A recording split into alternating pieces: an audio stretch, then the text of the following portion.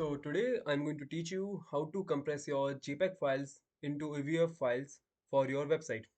And for that, I will use this software called Action Convert, which I will provide the link in the description.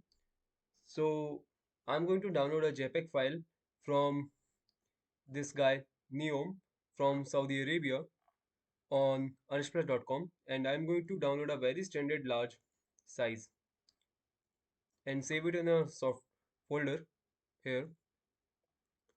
Shout out to Neom from Unsplash. And then I'm going to click the, as you can see, it is of 343 KB. It is pretty much already compressed to the best size.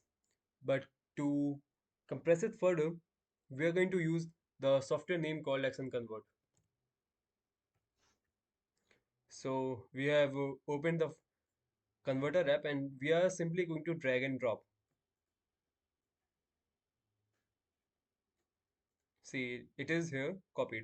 And then we are going to click on output, and I remind you to convert all your settings to mine. Select AVIF here in format section, click on settings and change the format from whatever it was to 444.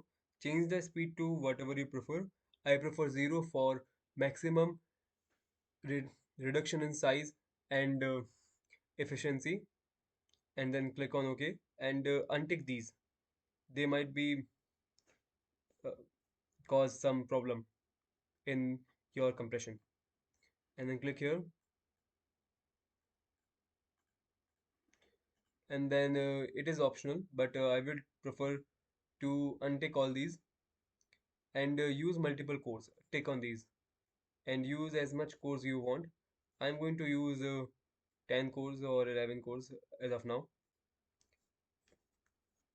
The more amount of cores, the the more the speed. Click here, click on convert, and as I have chosen 0, it will take a lot of time compared to 10 or 5. So let's just wait here. You can skip this part.